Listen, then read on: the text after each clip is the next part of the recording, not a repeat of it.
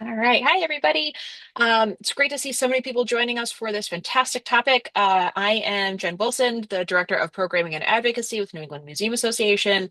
I'm so excited that we are having kind of a merge of different PAGs and communities of practice today. So we're going to hand it right over to Eric Peterson, who is our Industrial History Museum PAG Chair, and he's going to kick us off. Eric, it's all yours. All right. Well, thank you, Jen, very much. And thank you all for taking the time to join us today.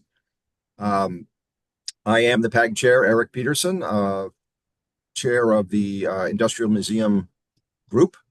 And today it's a very special day because we also have NEMA's Environmental Community of Practice here with us, represented by its co-chair, Paul Fenton, who is going to be on our panel.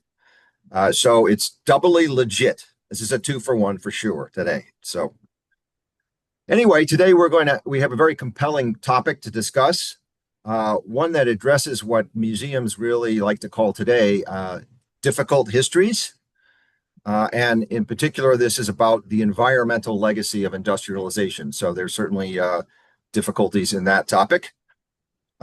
This subject became really much more than theoretical to me because of the museum I worked for and the fact that we recently had our 1888 smokestack demolished. And that picture behind me is that original smokestack. After 40 years of deterioration, it became a safety hazard, but it could not be removed without approval from various city authorities, including Boston Landmarks Commission. And as part of their approval process to remove this, and it has since come down, the commission requested that some sort of commemoration take place. In fact, one commissioner actually said it should be, quote, a celebration of the days when the smokestack actually belched smoke. So knowing that this smokestack, we've done the math,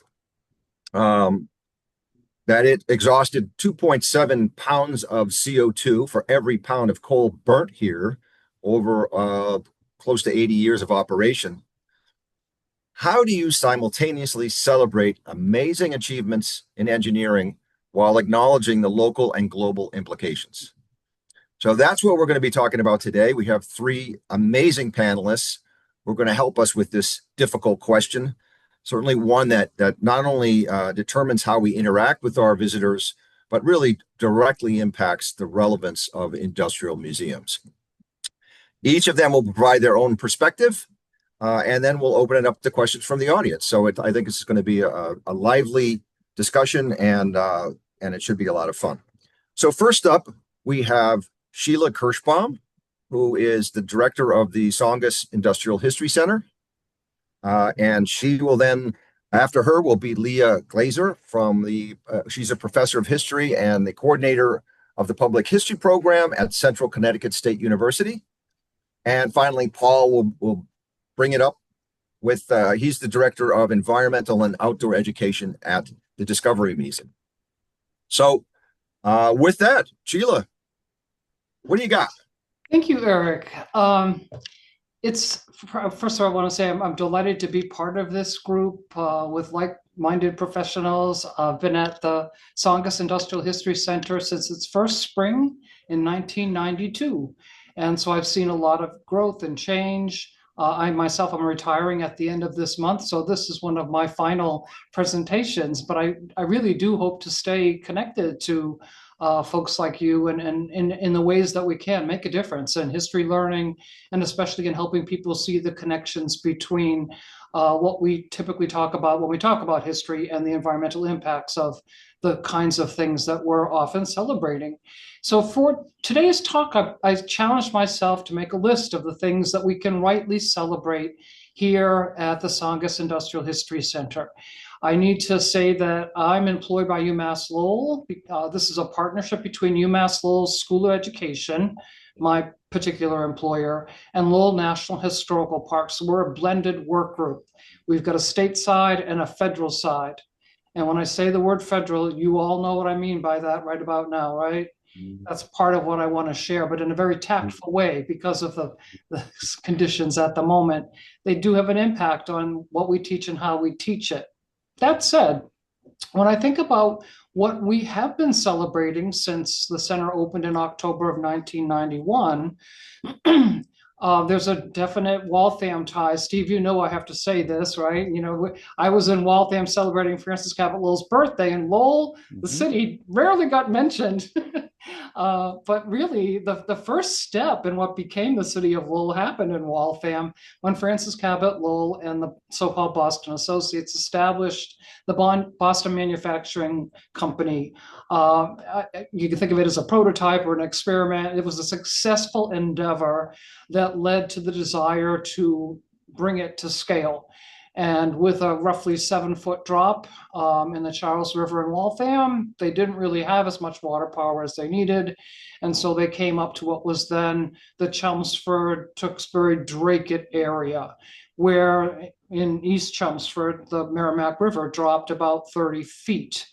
That establishment was really a step toward economic independence from Britain, because to be able to make, even if it's coarse cloth here in the States, rather than importing it from Britain, you are able to establish yourself as an up-and-coming nation, which in the early 1900s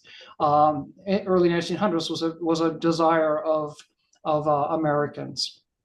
Excuse me, the early 19th century. So we have the first industrial corporation in its smaller form in Waltham, and then it grows in Lowell. It's magnified. Everything that happened in Waltham gets magnified.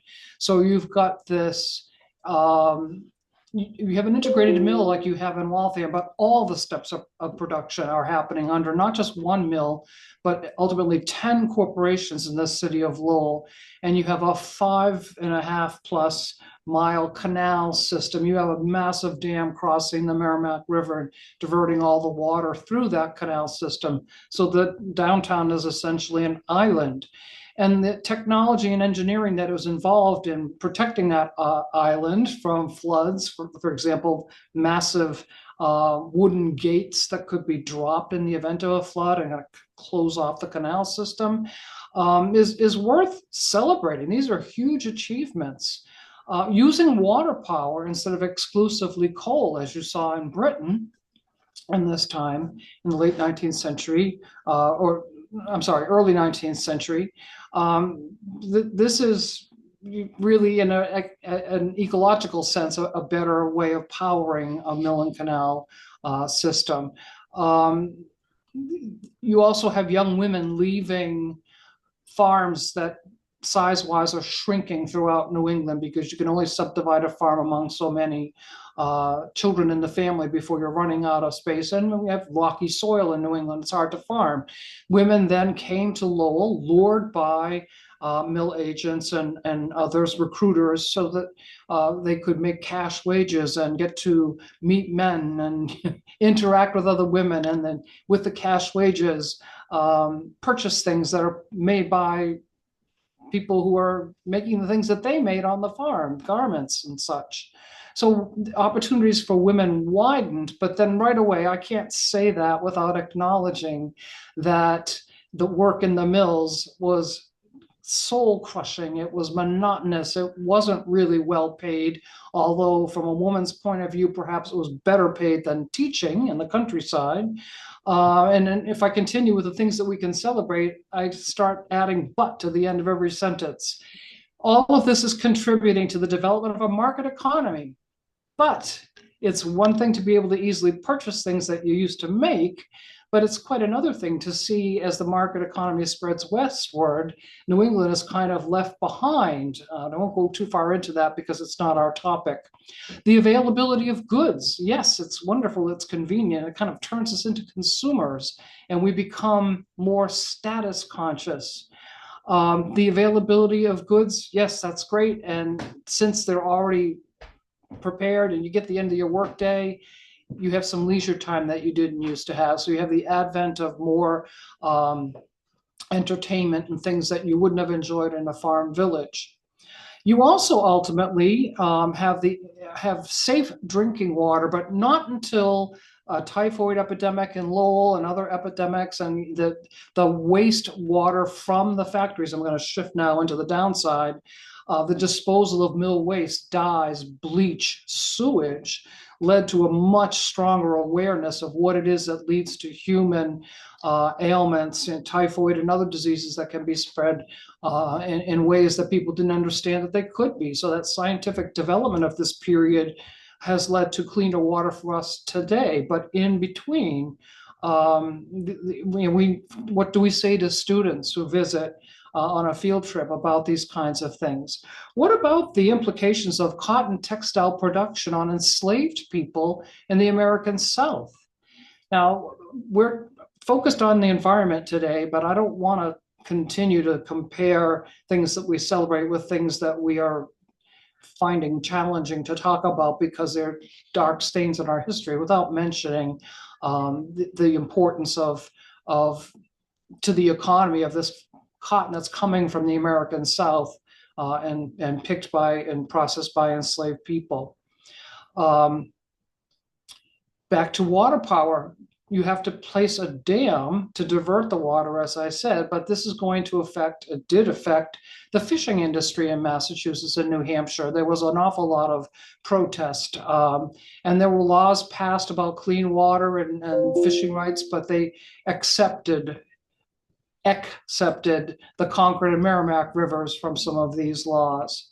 You have coal-fired heating systems, the smokestacks that Eric has behind him were depicted in etchings of the time as symbolic of prosperity.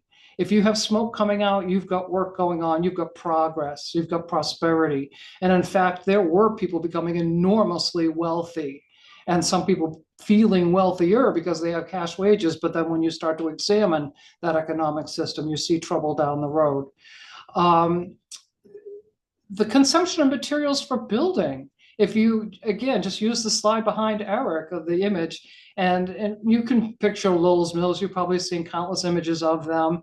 There's a lot of brick, there's granite, there's timber that is specially treated to resist fire. And so the environmental destruction, you don't see that when you're standing in the middle of this amazing courtyard with its bell tower and its big smokestack. Doesn't belch smoke anymore, but we need to talk about those things too. So in brief, the Tsongas Center certainly talks about water power. It talks about slavery. We walk students over a canal to get into the courtyard, to enter the spaces where we do hands-on activities with them. They have, there's a room where they can experiment with building mill and canal systems. And if they place a plastic disc in a certain position, their little water wheels turn a lot faster. But then we can say, well, what about migrating fish? There's fish passage that cannot happen unless you turn this disc a little bit, so you let a little bit of water out, and that's kind of like a fish ladder. And so in this program where we're otherwise talking about kinetic and potential energy and harnessing water for industry, we are able to make this point, and it's vivid because the water is flowing through their mill and canal systems, and they can see what happens when they block it. We can say a little bit something about the impacts of just the canals and the damming of the river alone. We have access to a boathouse upstream on the Merrimack that UMass Lowell manages, and we can go out on a National Park Service pontoon boat where students they collect and test Merrimack River water, and they test for turbidity from the side of the boat. And inside the boathouse with geo cups, they can pollute with household products like 3-in-1 oil or a little bit of dye, cake, decorating dye and things like that. But it's enough to demonstrate how we can use filters to pollute, to filter out the pollution and end up with cleaner water. We talk about things that run off into the Merrimack River from everything like, for example, a gas station, a car lot, or if it's a golf course, the kinds of fertilizers that get used on the water. We have these various scenarios that kids imagine that need to be cleaned up, that the average person doesn't really think much about. If you see a drop of oil in your driveway, you think you might need to have your car looked at, but you have thousands of drops of oil in parking lots that back up onto, the sides of rivers, throughout the United States, throughout the world. So we have these opportunities to bring these important matters to kids' attention. But when we tried as a work group to create a program where we really looked at climate change as connected to the Industrial Revolution, which is in and of itself a celebratory description, right? We really should just talk about industrialization. It's not a sudden revolution. Our own staff felt uncomfortable thinking about teaching about climate change. And then there's the question of how do you physically do it?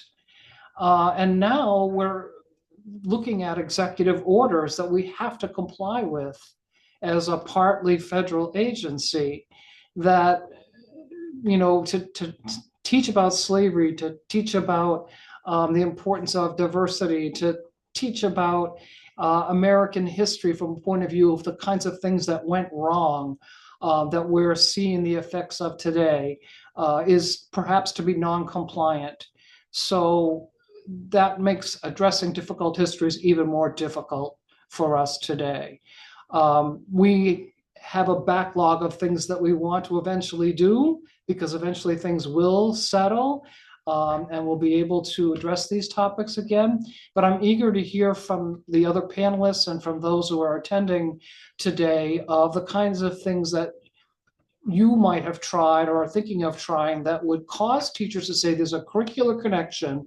We want to come to Lowell. You can teach us something there that we can't easily teach in the classroom using hands-on activities and the resources of, in our case, a national park, a turbine, canals, the river right around the corner here, smokestacks, the mill itself, a clock tower, a boarding house where workers lived. We have all, and a working weave room where the workers who did the weaving stood for hours and hours every day. Well, except for Sunday. So I'll stop there because my 10 minutes, I believe, are up, and I'm eager to hear from all of you. Thank you.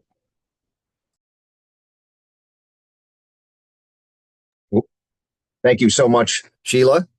Next up is Leah. Hi, everyone. So I came at this, I've been thinking about this sort of thing for a while as one of my first projects out of graduate school was doing the administrative history for another national park, which is the Hopewell Furnace National Historic Site. And what's really interesting about that is that was historically created during the 1930s as a result of the Historic Sites Act.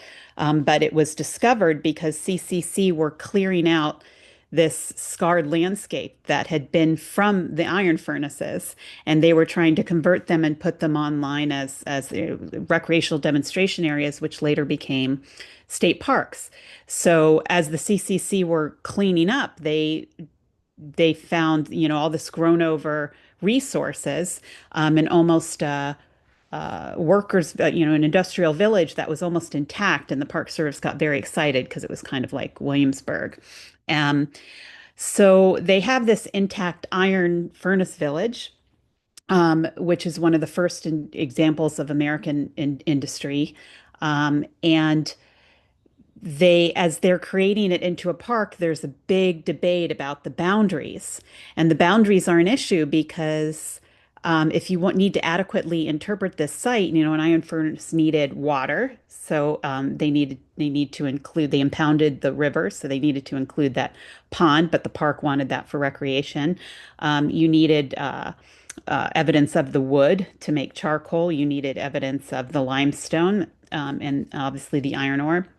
And even today, I mean, up through the 20th century, it was a constant struggle about how to interpret this industrial village, which was not a pristine bucolic landscape, which they had to maintain it as because it's right next to this state park.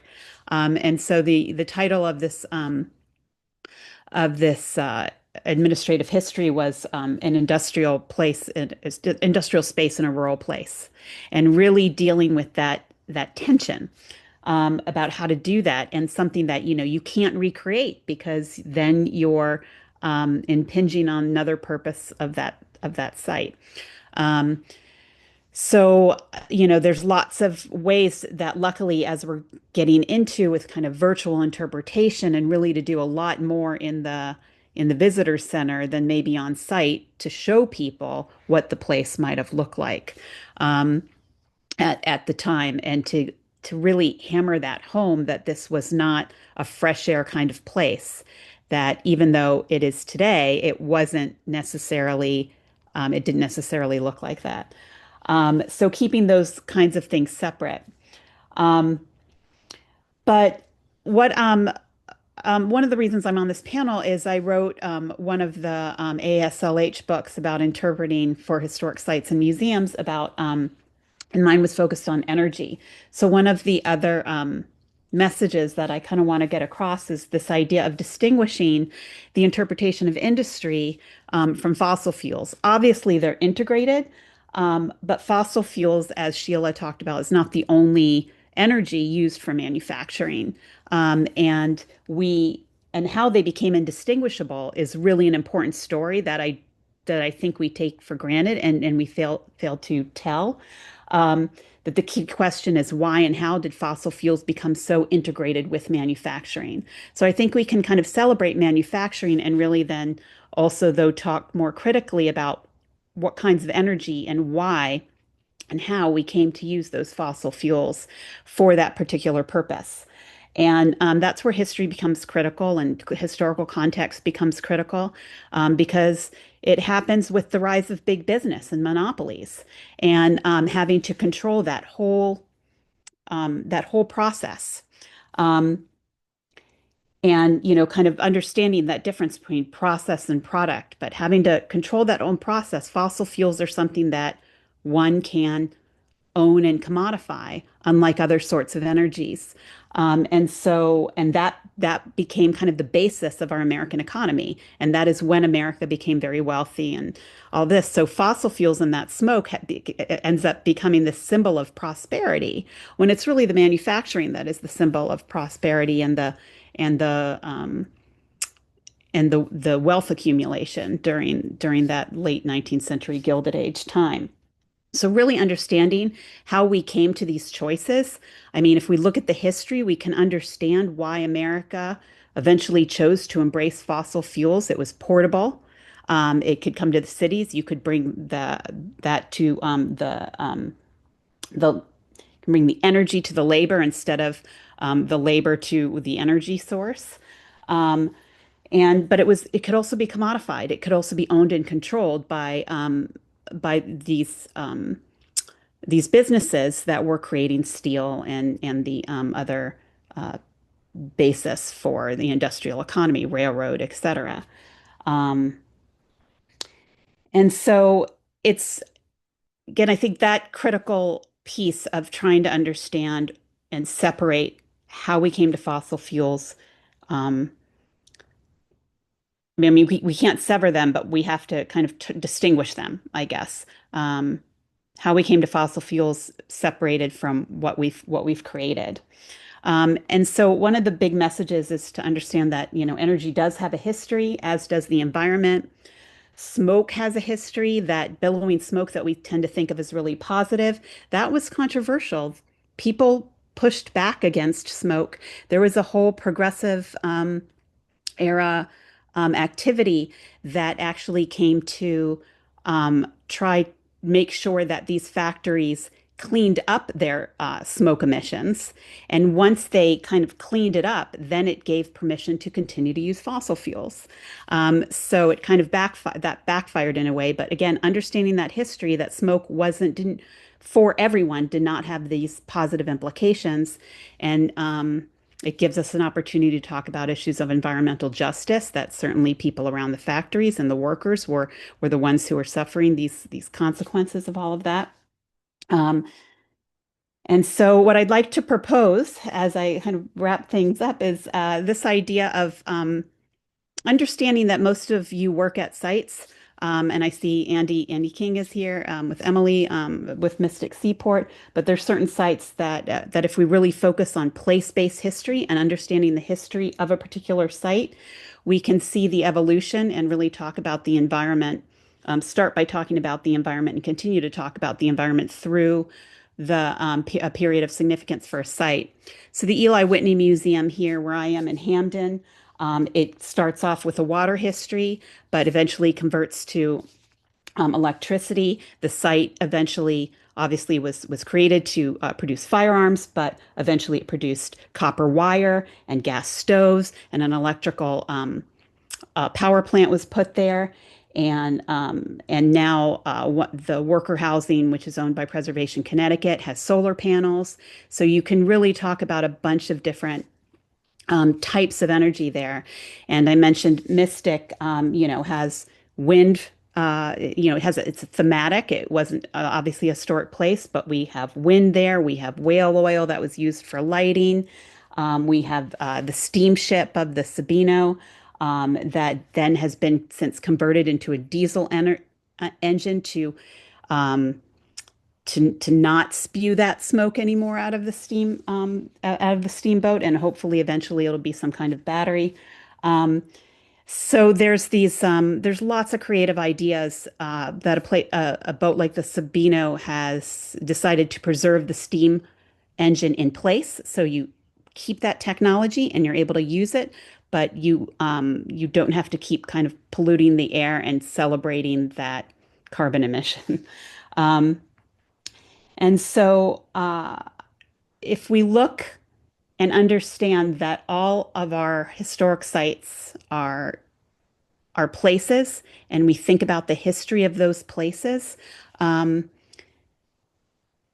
we really get more to that environmental piece and interpreting both the environment as well as the labor, as well as the technology, and keeping the environment as one of those central players when we can interpret through kind of a place-based lens. So I'm a couple minutes shy, but I'll stop there. Excellent. Thank you so much, Leah. And now, Paul. Hello, everybody. So I'm Paul Fenton, and in addition to being asked to speak on this panel, as Eric mentioned, I co-facilitate the Environment and Climate Community of Practice for NEMA. So check out our offerings if that's something that's interesting to you. Our next meeting is tomorrow at 3 o'clock, so feel free to register for that.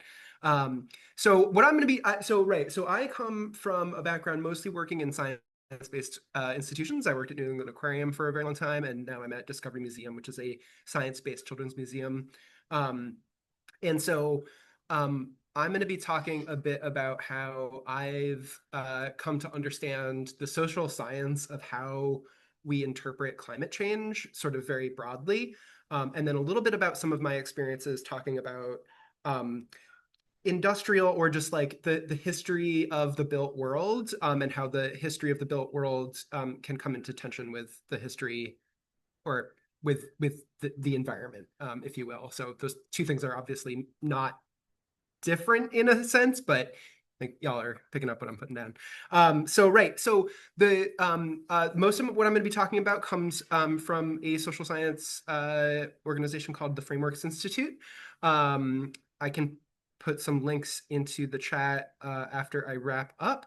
The other sort of go-to resource for talking about climate change is Yale, the Yale Climate Communications. And so, the main thing to think about whenever you're talking to the public about climate change in sort of any context is that although it seems, and it's the case in a lot of senses, that we are divided in America, that we have divisive politics, especially around issues around climate and the environment. We also have a lot of things in common. And that's where the strategies in talking about climate change really are founded in shared values. And they've done all this research. This goes back, sort of started circa 2005. And the two main values that resonate with the vast majority of Americans are the value of protection. So you can, there's a lot that you could learn about how to use these values. So I can't get into all the details, but I'm happy to, follow up with folks after the fact. But the idea of protection is thinking about how, again, for the vast majority of Americans, protecting both natural spaces and protecting humans, lives and livelihoods is important to folks. That idea resonates with most folks. The other sort of core value that we reference is responsible management. And I love this one. They're both great, and I use them both all the time. But I love the idea of thinking about responsible management because when we talk about climate and we talk about fossil fuels, right, it is the case that we need to burn basically zero. Like we need to get as close to zero as we can soon. However, if you think about that in terms of not a demonization of the fuel, but as a resource, that tends to resonate with people much more broadly. And what I mean by that is, if you can help people think about how there's really cool things that we can do, like going into space is one of my go-to examples, right? Like we cannot go into space on solar power or wind power or water power. It's just not possible. Fossil fuels have created a huge problem for humans, but they are so richly packed with energy that they can do these really amazing, cool things that we would like to continue doing. Like I hope we get to continue exploring space in 200-300 years, right? I really hope that's the case. But if we burn through all of our fossil fuels in the next 100 years, that's going to be much more difficult, probably impossible. So again, long story short, if you frame things in terms of management and responsible management, you're going to bring a lot more people along with you if you're using those kind of shared values. So I'm going to talk a little bit too about some of the we call them explanatory metaphors. So one of the other things that you want to think about is really connecting the dots for folks, because all of you probably already understand this, but if we leave gaps in people's understanding of a process, they're going to fill in those gaps themselves. And we don't want that to happen. We want people to be able to come to actions that actually affect the reduction of fossil fuel use, right? Like we want people to be, for example, there's still a somewhat common misunderstanding that climate change has something to do with the hole in the ozone layer, right? And we don't want that, because if people think that, they're going to put their efforts perhaps in wrong places. So our explanatory metaphor is the most powerful one by far is the heat trapping blanket metaphor. So instead of saying greenhouse gases, we want to say heat trapping gases. People don't understand how a greenhouse works. People do understand how a blanket works, even if just intuitively, because we use them. So the heat trapping blanket is created by the carbon dioxide. We burn fossil fuels, which creates carbon dioxide, and that has created a heat trapping blanket around the Earth. And that's why it's getting warmer. Another one of my favorites is talking about regular versus rampant carbon dioxide. Regular carbon dioxide, we need a certain amount in the atmosphere it's part of the reason that Earth is habitable, right? We now have rampant carbon dioxide. I think now I just want to switch into talking again a little bit more about my experience, talking about, like I said, sort of the histories of the built world. And one of the things that I always think about here, and I kind of alluded to it, I think, a little bit, is that we refer to these as difficult histories, and I understand why. And I know that there's pushback, certainly on a national scale, in talking about things, and people say that it's revisionist, when we all know that it's just what happened and it was covered up intentionally. But I think that people really do, in my experience, people really do want to know the stories. And I think that one of the reasons is that I mean, humans are curious, right? Like we're innately curious animals, and we also are problem solvers. And when we have a fuller picture of a problem and where it came from, that makes us feel empowered and like we can participate in the civic process, and participate in solutions more effectively. So one of the things that I have a lot of experience talking about is the fill of Boston Harbor and the way that the city of Boston progressed from Shawmut Peninsula out into what we now call Boston and beyond. And it's a history that a lot of the folks that I interacted with, mostly Bostonians, simply didn't know. And that's a little bit of a different example, right? But the fact is that because of the fill, we have areas of the city that are flooding pretty regularly at this point, right? And so we did a thing that was cool, right? Like we tamed the ocean, and like impressive, right? On this pretty significant scale, and now it's causing problems for Bostonians, right? And to have folks that live in the city understand that history, again, I think just helps them understand how they can participate. And I also think, right, when you're talking about climate and environment, and both Leah and Sheila touched on that um, these history, like the history of enslavement and the history of climate change, and the history of what we might call progress or prosperity, these things are all interconnected. You can't really separate them.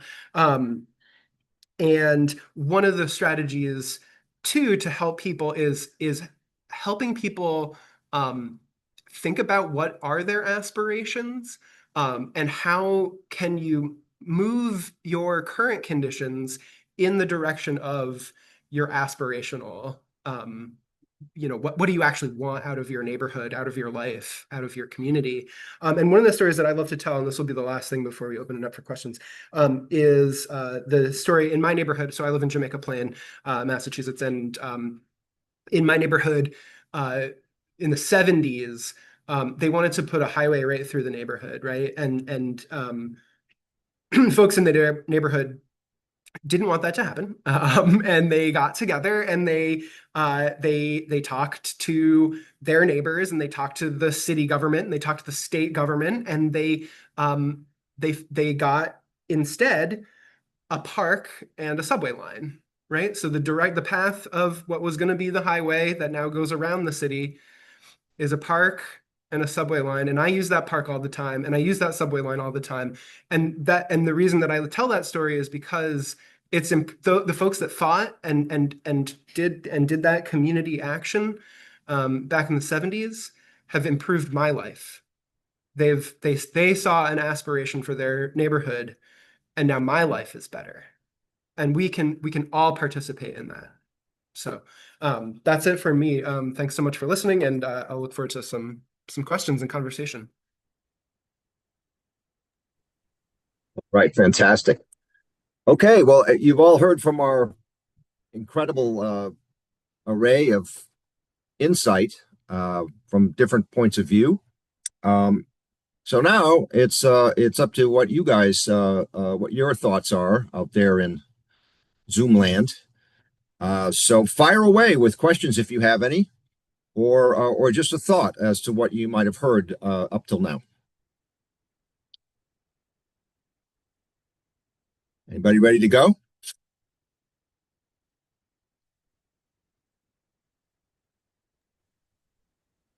I'll ask. So we've been kind of interested, like obviously we're next to the river, and when I first applied for this job, I'll confess I didn't know about this museum, but most people think like it's a river, like an ecology museum when they hear Charles River Museum, but that doesn't mean we don't want to actually connect better with our river. So do you have successful examples of like partnerships? So like we, for example, have reached out to Charles River Watershed Association as a good resource, but they, not to put them on blast, but other organizations sometimes have like a closed system where they have their thing and they like to do their thing and their thing is their thing. But if there are ways to kind of bring them in, especially with like a limited staff and resources, how to kind of shift gears into something that is not directly related to the mission that we've been doing, but is something important and like you've been talking about. Well, um, one thing that I like to point out when we're talking about the environment and sort of public history stuff is that are the mission of in being cultural stewards and environmental stewards is the same. The definition of sustainability is preserving and saving things for future generations, and that's the same mission as cultural stewards. So just to like comment on your last thing, like it might not seem like it's the way you've interpreted your mission before, but broadly, it's very much part of your mission to talk about the environment and to bring in environmental perspectives. And I think it's a good instinct to go to like non-cultural groups for partnerships, and certainly we need much more interdisciplinary cooperation like that. But I would also think about partnerships with other river museums, and I'm just thinking about the one in Connecticut, which is the Connecticut River Museum in Essex, and they're thinking about some of this very similar things. They have a lot of good maritime, and they really want to do more environmental and history of the river. In the Sheila. in the Saga Center's case, because of the National Park Service connection, we got involved with the Dragonfly Mercury project. So we're involved with youth groups and a student symposium that happens annually, where students have been collecting dragonfly larvae, and then they get tested. This is a collaboration with Dartmouth College on this too. Appalachian Mountain Club is behind the DMC project, the DMP project. And so what you see then is if there's mercury in these larvae, there's an indication that in that area is mercury. It's not yet really an easy thing to do, or even possible perhaps to figure out for sure what the source of the mercury might have been in that area that you're testing, but it's a start, and it's helping us see, even, kind of regard the overall watershed rather than focused, so much on the Merrimack River, as you're looking at these sources of pollution, and helping with this research study that helps students see how science is done, and that intersection of industrial activity and the legacies as they see it in dragonfly nymphs. Thanks. Yeah, Stephen, I would also say another place to check out is the Fairmount Waterworks Museum down in Philadelphia. That's run by the water department, but they, as Sheila mentioned, they take their point of view is an entire watershed that they talk about. So they have a number of devices that record things, and they're posting it right then and there as to what's happening. They talk about what water runoff is like. It's a really fascinating place in terms of education and their particular programs. So I think there might be a lot to be gained from that. They do that out of necessity, really, because they have very little of the pumping equipment left. So they pretty much have to talk about the river and the watershed that they're next to. But it's some great information by bringing that to life for school kids in a very hands-on kind of way. So I recommend that.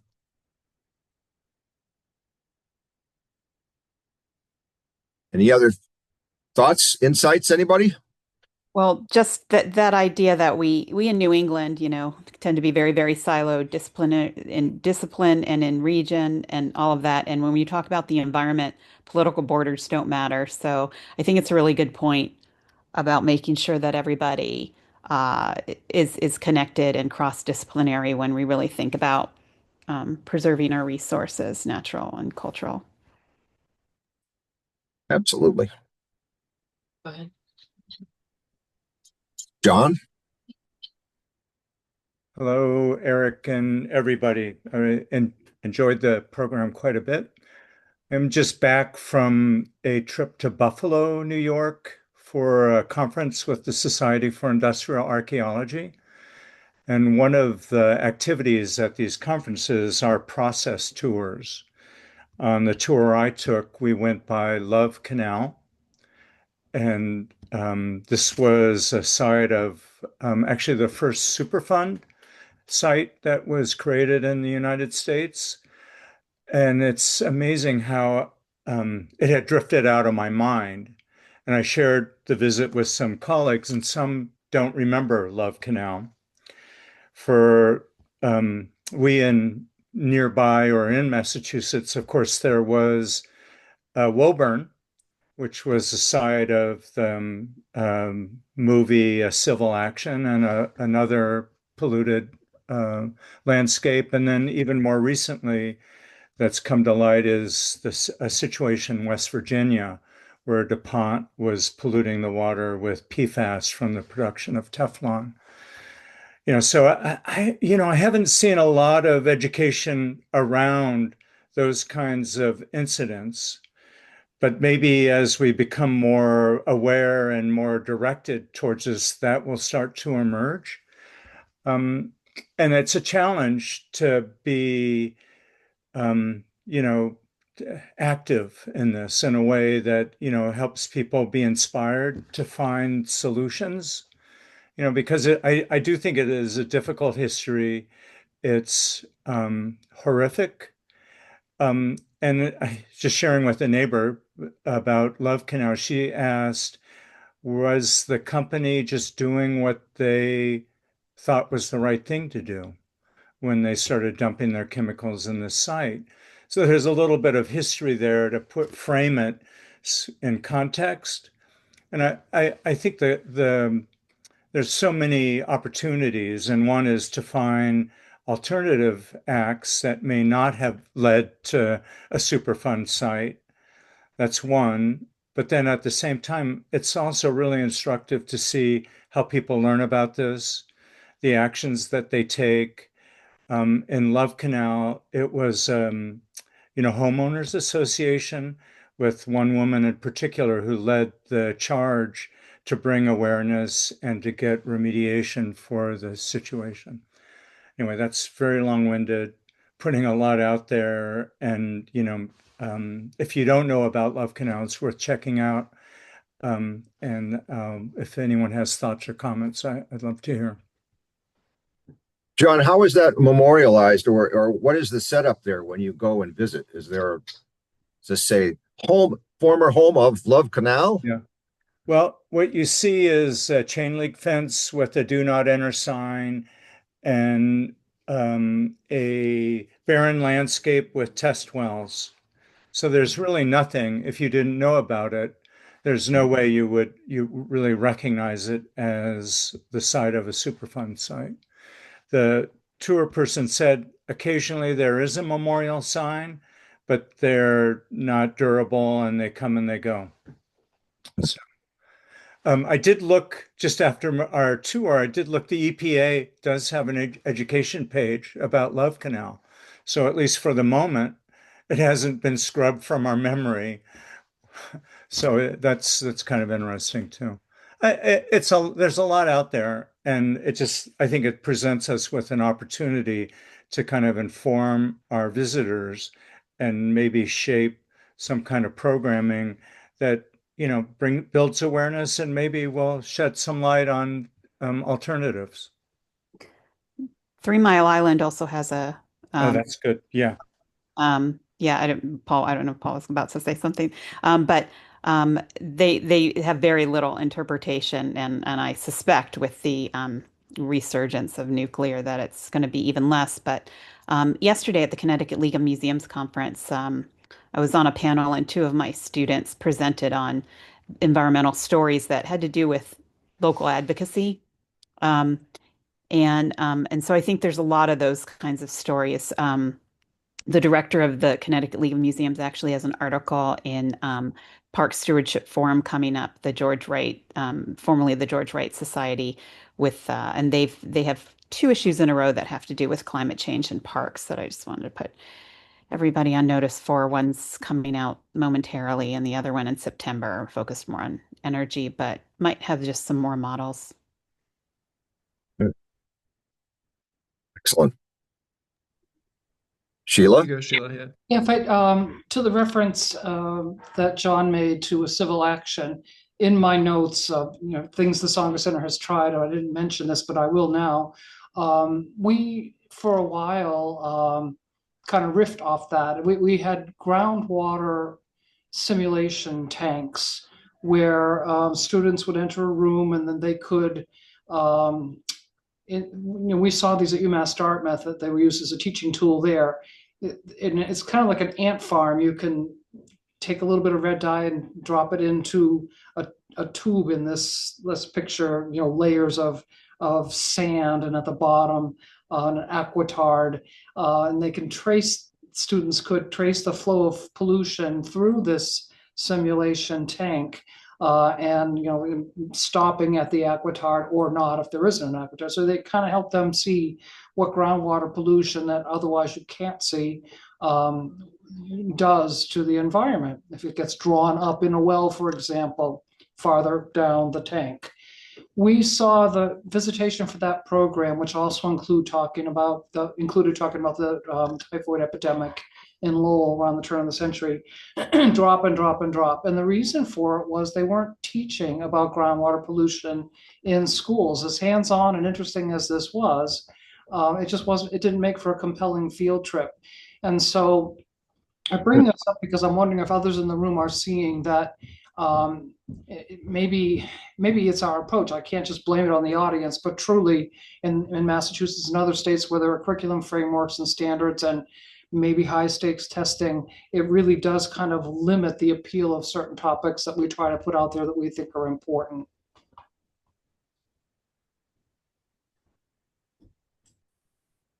Eric? Marty? Yeah, mid-career, I did a lot of work with groundwater remediation. And one of the things, we built 3-inch monitoring and sampling pumps. If you know the process of basically oversized English muffins with nooks and crannies and big towers, and you just cascade the water down. The good news is there was legislation that prevented the pollution, because the biggest concern for us was the aquifer. Because once you contaminate the aquifer, it's very difficult to cycle it out. And but over the course of time, the whole concept of groundwater remediation has disappeared in history, and it's just something that should be known that there was some positive, because there's a group of people I'm come in contact with who feel it's hopeless. It's not hopeless. There is, and also for I believe Lee, you mentioned TMI. There's a big misnomer that, well, 3 Mile Island, did what it was supposed to do. It shut it down. Well, what they lied about was how much radiation was actually emitted into the Susquehanna Valley. And being a nuclear guy originally, it was a big, getting that industry to come back is going to be very difficult. And us fusion guys thought by 1990 there'd be fusion, but I'm going to be long gone by the time that happens. So. But yeah, groundwater remediation was a really positive step in cleaning up some of these sites, especially in Flint, Michigan, and other places that I was involved with. So just wanted to bring that up. Andy, did you have something to say? Yeah, we just both had a question. Hi, I'm Emily. I'm one of the supervisors of interpreters at the museum, and I was wondering if anybody would like to speak about the intersection between the history that we would like to be telling about these topics versus what the visitors are coming and hoping to hear about. For example, people who really want to hear the legacies of technology and development and capitalism that has been successful, that has benefited them, that they would like to continue to see upheld versus sharing the but side of history, and just how you've engaged with those visitors or prepared your supervisors to engage with those visitors. The visitors who missed all of the coal smoke from the Sabino and tell us frequently.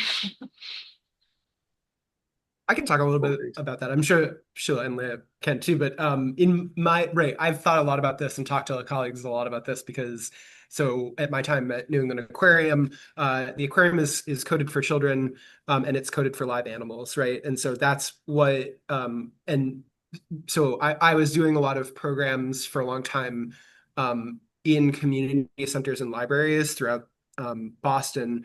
And so I knew that I sort of had to deliver on those expectations, right? To provide, what people expected. But I also knew that I wanted to move the needle. So we did both. We provided live tide pool animals and some activities, hands-on activities that were appropriate for young children. And I also brought my maps of Boston that showed the fill and the history of the fill. And I talked to mostly caregivers about climate change and climate justice and things like that. And so, yes, I think and in my current role, I find this pretty regularly where we want to highlight certain stories and it's not what our visitors want from us. And like that can be very difficult to wrestle with. But I think that's sort of the thing that you need to think is, because if you're not reaching visitors, you're not helping tell the story, right? And so that's I think my 2 cents on that question. Awesome.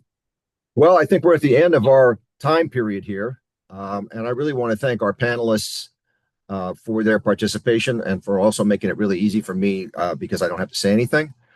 But it's just such a great subject. It's so rich and there's so much more to talk about. So maybe we'll have another session like this. But thank you all out there for participating and really for thinking carefully about something that really impacts us and continues to really be something that's, not just in the back of our mind anymore. Now it's right in front of us. So thank you all for participating today. And I want to thank Jen and also Heather at NEMA for allowing us to have such a great discussion. And I hope you have the great rest of the day. Everybody, thanks so much for joining us. Thank you, everyone. Thanks so much.